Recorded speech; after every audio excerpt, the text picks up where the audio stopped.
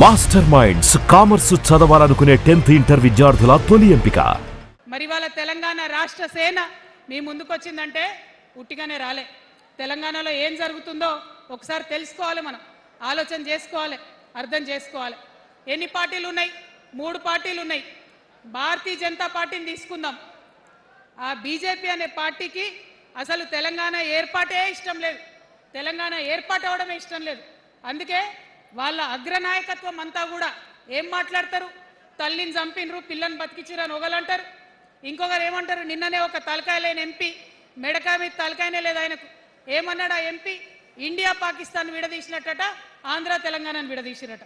మరి వాళ్ళ అగ్రనాయకత్వం ఇన్ని మాటలు అంటుంటే మన ప్రాంతంలో ఉన్నటువంటి భారతీయ జనతా పార్టీ బానిస ఎంపీలు ఎవరైతే ఉన్నారో ఒక్క మాట కూడా వాళ్ళు మాట్లాడరు. ఫెడరల్ స్ఫూర్తికి విరుద్ధంగా రాష్ట్రం ఏర్పాటు అయిన తర్వాత 7 మండలాలు మనకి గుంజుకుంటే పార్లమెంట్లో పల్లీకులు ఇస్తారు, కానీ ఆ ఎంపీలు ఒక్క మాట కూడా మాట్లాడరు. మనకు 8 రూపాయలు ఇవ్వకపోతే ఆ ఎంపీలు ఒక్క మాట మాట్లాడరు. విభజన హామీలు ఇవ్వకపోతే ఆ బీజేపీ బానిస ఎంపీలు ఒక్క మాట కూడా మాట్లాడరు. అంతేకాకుండా సామాజిక న్యాయం అనేటటువంటి ఒక కాన్సెప్ట్కే బద్ద వ్యతిరేకి భారతీయ జనతా పార్టీ. అందుకే ఏం చేస్తున్నారు? మహిళా బిల్ అయితే మోసం 2 సార్లు పాస్ చేసిరు, దాన్ని మొత్తానికే పక్కన పెట్టేసిండ్రు. బీసీ బిల్లు ఇక్కడికి వెళ్ళి పంపిస్తే దాన్ని తొక్కిపెట్టిండ్రు. కులగణన వేస్తామన్నారు, దాన్ని తొక్కిపెట్టిండ్రు. అత్యంత పేదవాళ్లకు సమాజంలో 2 బుక్కల అన్నం పెట్టేటటువంటి ఉపాధి హామీ పథకం ఉంటే కూడా దాన్ని కూడా మొత్తానికి బంద్ చేసి పెట్టిండ్రు. అయినా కూడా ఈ బీజేపీ బానిస ఎంపీలు ఒక్క మాట కూడా మాట్లాడరు, కనీసం పెదవులు తెరవరు. నేను ఇవాళ బీజేపీ ఎంపీలను డిమాండ్ చేస్తున్నా, సవాల్ చేస్తా ఉన్నా. మీరు తెలంగాణ తల్లి బిడ్డలైతే కనీసం భద్రాచలం దగ్గర ఒక 5 గ్రామాలు ఉన్నాయా, ఆంధ్రాలకు పోయినాయి. అవి పోతే మన రాముడి గుడి మునిగిపోతుంది. పోలవరం నిండితే భద్రాచలం మొత్తం కూడా నీళ్ళు వచ్చేటటువంటి పరిస్థితి ఉన్నది. మీకేమన్నా సిగ్గు ఎగ్గు ఉంటే తెలంగాణ తల్లి బిడ్డలైతే 8 మంది బీజేపీ తెలంగాణ ఎంపీలను ఛాలెంజ్ చేసి అడుగుతా ఉన్నా, ఆ 5 గ్రామాలను మీరు వాపస్ తెలంగాణకు పట్టుకరండి. మేం మాట్లాడినాం, జాగృతి నుండి మాట్లాడినాం, ఆంధ్ర వారికి లేఖ రాసినాం, కేంద్రానికి లేఖ రాసినాం. మరి మీరేం చేస్తున్నారయ్యా? రాముడి గుడి ఇక్కడ భద్రాచలం రాముడు కాదా? ఆయన గుడి మునిగిపోయినా మీరు మాట్లాడరా? నేను సవాల్ చేస్తా ఉన్నా భారతీయ జనతా పార్టీ ఎంపీలకు, ఖచ్చితంగా మీరు 5 గ్రామాలను తెలంగాణకు తీసుకురావాలి. ఇక బీఆర్ఎస్ పార్టీ ఉంది, ఇంకో పార్టీ. ఏముంది ఆ పార్టీలో? మొట్టమొదటి ప్రభుత్వం వచ్చింది, తొట్టతల్లి ముఖ్యమంత్రి గారు అయినరు. మంచి సాలు తీయాల్సి ఉండే, అది సామాజిక న్యాయానికి కావచ్చు, ఒక ప్రణాళిక కావచ్చు. 3 ముఖ్యమైన అంశాలతో తెలంగాణ తెచ్చుకున్నాం: నీళ్లు, నిధులు, నియామకాలు. ఏం చేసింది బీఆర్ఎస్ పార్టీ? నీళ్ల కోసం 10 సంవత్సరాలలో 1,89,000 కోట్ల రూపాయలు ఖర్చు పెట్టింది. 1,89,000 కోట్ల రూపాయలు ఖర్చు పెట్టి ఎన్ని ఎకరాలకు నీళ్ళు ఇచ్చిందంటే 14 లక్షల ఎకరాలకు నీళ్ళు ఇచ్చింది. అందులో 2 పెద్ద ప్రాజెక్టులు, ఒకటి పాలమూరు, ఇంకోటి కాళేశ్వరం. ఆ రెండిటికి కలిపి 1,21,000 రూపాయలు ఖర్చు పెట్టింది. ఎన్నిటికి నీళ్ళు ఇచ్చిరాయా? ఎన్ని ఎకరాలకంటే 1,00,000 ఎకరాలకు నీళ్ళు ఇచ్చింది. ఈ మాట బాధతో చెప్తున్నా. నేను కూడా బీఆర్ఎస్ అప్పుడున్న టీఆర్ఎస్కి నేను కూడా నా రక్తాన్ని, నా చెమటని, నా సమయాన్ని కుటుంబంతో పిల్లలతో గడపాల్సిన టైంలో టీఆర్ఎస్ పార్టీ బలోపేతానికి పనిచేసిన వ్యక్తినే నేను కూడా. ఆనాటి కేసీఆర్ వేరు, ఇప్పటి కేసీఆర్ వేరు. ఆనాటి కేసీఆర్కి తెలంగాణలో చేనేత కార్మికులు చచ్చిపోతుంటే భిక్షాటన చేసిన కేసీఆర్ ఆనాటి కేసీఆర్. ఇయాలటి కేసీఆర్ మారిన మనిషి, మనిషి, మన మనిషి కాదు. ఏమైంది ఇయాలటి కేసీఆర్కి? హైడ్రాల ఇల్లు కూలిపోతుంటే అరుస్తున్నారు, అన్నా ఎక్కడున్నావు రా, వచ్చిండ్రా? రాలే. వెలుగుమట్ల ఇల్లు కూలితే వచ్చిండ్రా? రైతులకు వర్ష బీభత్సమై మొత్తం పొలాలు మునిగిపోతే వచ్చిండ్రా? చేవెళ్ళ దగ్గర బస్ యాక్సిడెంట్ అయితే వచ్చిండ్రా? ఎక్కడ చిన్న కష్టం వచ్చినా ప్రజలకు ఆ సారు రారు, ఆ సారు రారు. ఎందుకంటే ఆయన మారిన మనిషి, మనిషి, గుంటనెక్కల తోడేళ్ల చేతిలో ఖైదీ అయినటువంటి మనిషి, మన మనిషి కాదు. బాధతో, దుఃఖంతో, ఆవేదనతో చెప్తున్న మాట, సంతోషంతో చెప్తలేని ఈ మాట నేను. అట్లాంటి కేసీఆర్ ఎట్లా ఉండే ఒకప్పుడు, అదే ఆర్డీఎస్ అంతా పాదయాత్ర చేసి నా తెలంగాణకు నీళ్లు కావాలని అడిగినారు. ఇవాళ మరి 10 ఏళ్ళ అధికారం ఉంటే పాలమూరు రంగారెడ్డి ప్రాజెక్టు కోసం 10 ఏళ్లలో ముందుకు పోతలేదంటే, ఎవరన్నా తెలంగాణ పట్ల ప్రేమ ఉంటే, పాలమూరు పట్ల ప్రేమ ఉంటే, కృష్ణా నీళ్లు వాడుకోవాలంటే మన కేసీఆర్ అయ్యుంటే ఆ పాలమూరు రంగారెడ్డి ప్రాజెక్ట్ కాడ కూర్చేసుకొని అది కట్టిస్తుండే. ఏం చేసినారు మారిన కేసీఆర్ గారు? పంజాబ్ పోయినరు, గుజరాత్ పోయినరు, బీహార్ పోయినరు. మేము మొత్తం రాష్ట్రంలో పీక్ కట్టలు కట్టం, నేషనల్ పార్టీ పెడతామని పోయినరు తప్పితే తెలంగాణ ప్రజలను పట్టించుకోలేదు. పట్టించుకుని ఉంటే, కేంద్రంతో గొడవ పెట్టుకోకుండా ఉంటే ఇవాళ పాలమూరు రంగారెడ్డి పారకపోతుండేనా?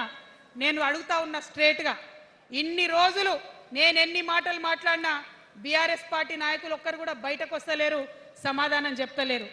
దీనికి మీరు సమాధానం చెప్పకపోతే ప్రజలే మిమ్మల్ని బయటకు లాగి సమాధానం చెప్పేటట్టు చేస్తారని కూడా ఈ సందర్భంగా నేను తెలియజేస్తా ఉన్నా.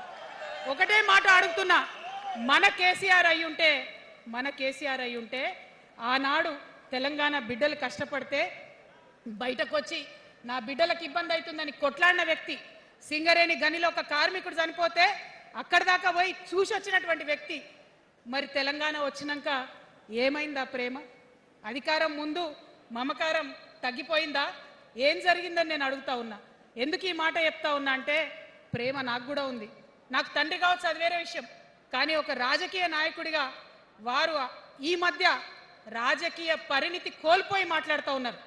కేటీఆర్ గారు మాట్లాడిందంటే ఓకే అనుకోవచ్చు, ఆయనకు పెద్దగా తెలియదు పాపం.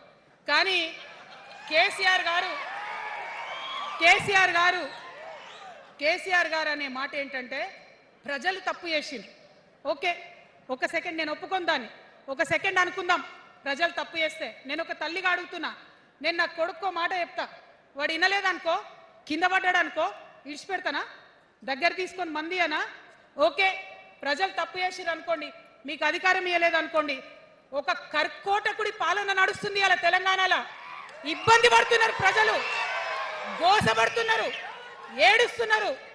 ఇండ్లు అన్నీ ఉండి ఇండ్లు గూలగొడుతుంటే, అర్ధరాత్రి ఇంటి మీదకి వచ్చి ఇండ్లు గూలగొడుతుంటే ఆదుకోవాల్సిన అమ్మలాంటి మన పాత కేసీఆర్ ఏడి? ఎక్కడున్నాడు? ఇది మనం అడగాల్సింది. అందుకోసమే నేను ఈ నిర్ణయం తీసుకున్నది. నన్ను పార్టీలోంచి బయటకేస్తే నేను వెంటనే పార్టీ పెట్టలే. ఆనాడు కూడా చెప్పిన, నేను ఆలోచన చేస్తున్నా, మారతారేమో అని చూసిన, పదే వేచి చూసిన. ఇవాళ నన్ను పార్టీలోకి వెళ్ళి సస్పెండ్ చేసి 10 నెలలైంది. నాకు నిజంగా మంచిగానే అయింది. ఎందుకు తెలుసా? ఆనాడు ఉద్యమకారులను ఇబ్బంది పెడుతుంటే నేను ఇంకా గట్టిగా మాట్లాడలేదు. ఆనాడు మీకు జరిగింది, ఇవాళ నాకు జరిగింది. కొత్త ఏం లేదు. కేసీఆర్ కోసం, టిఆర్ఎస్ పార్టీ కోసం, ఆనాడు తెలంగాణ ఉద్యమం కోసం ఇండ్లు అమ్ముకొని, భూములు అమ్ముకొని, ప్రతి ఊర్లో టిఆర్ఎస్ కండువా వేసుకొని పోరాటం చేసినటువంటి కార్యకర్తలు ఎక్కడున్నారు ఇవాళ? ఒక్క గుళ్ళ మెంబర్ ఇయర్ రాలేదా? ఒక్క గుడి చైర్మన్ ఇయర్ రాలేదా? తెలంగాణను వ్యతిరేకించి ఉద్యమాన్ని తొక్కిపట్టి మన మీద లాఠీలు పెట్టి కొట్టినటువంటి వాళ్ళకి తీసుకొచ్చి ఎమ్మెల్యే సీట్లు ఇచ్చి, వాళ్ళ అనుచరులు వచ్చి మిడతల దండలాగా మన కార్యకర్తల మీద పడితే, తల్లి కోడి కాపాడుకున్నట్టు పిల్లల్ని కాపాడుకోవాల్సిన మన కేసీఆర్ ఏడబోయింది. వచ్చిందా ఎవరికన్నా పదవులు? ప్రతి సంవత్సరం రాష్ట్రం మొత్తంలో పోస్టులు నింపితే 6,000 పైచీలకు నామినేటెడ్ పోస్టులు వస్తాయి తెలుసా? అంటే 10 ఏళ్లలో 2 ఏళ్లకోసారి నామినేటెడ్ పోస్టులు వేసినా ఒక 30,000 మందికి దాదాపుగా ఏదో ఒక గౌరవం. ఏం కావాలి మనకు ఉద్యమకారులకు చెప్పండి? ఏం కావాలి? కండువా వేసుకొని పిచ్చోళ్ళ లెక్క తిరిగినందుకు, మన ఇంటోళ్ళని ఇడిచిపెట్టి తిరిగినందుకు ఇంత మర్యాద కావాలి. మా సార్ నన్ను గుర్తుపట్టిండా, మా పార్టీ నన్ను గుర్తుపట్టింది, నాకేదో చిన్న పదవి ఇచ్చిరని చెప్పుకుంటే ఒక మర్యాద ఉంటుంది. వచ్చిందా మనకు ఆ మర్యాద? ఎక్కడన్నా వచ్చిందా? ఆనాడు అవహేళన చేసిర్రు, పార్టీలకు వచ్చి మళ్ళా అవహేళన చేసిండ్రు. అంటే ఎప్పుడైతే అధికారం వచ్చిందో అప్పుడు అమ్మతనం పోయింది, ఎప్పుడైతే అధికారం వచ్చిందో అప్పుడు మమకారం పోయింది. అందుకే అంటున్నా, ఆయన మన కేసీఆర్ కాదు, మారిన కేసీఆర్, మరబొమ్మ లాంటి కేసీఆర్. కాబట్టే ఇవాళ నేను నిలబడి యుద్ధం చేస్తా ఉన్నా. ఈ ఈ గడ్డకు ఈ తెలంగాణ రాష్ట్రానికి ప్రాణాలు అడ్డం పెట్టుకొని మన ప్రజలను కాపాడాల్సినటువంటి వ్యక్తులు కావాలి, అటువంటి సైన్యం కావాలి. సైన్యం అయిదామా? సిద్ధంగా ఉన్నారా? ఎట్లయితే ఉద్యమం అప్పుడు కడుపు కట్టుకొని కాలు కట్టుకొని పనిచేసినామో ఇప్పుడు అట్లా పనిచేయాల్సినటువంటి అవసరం ఉన్నది.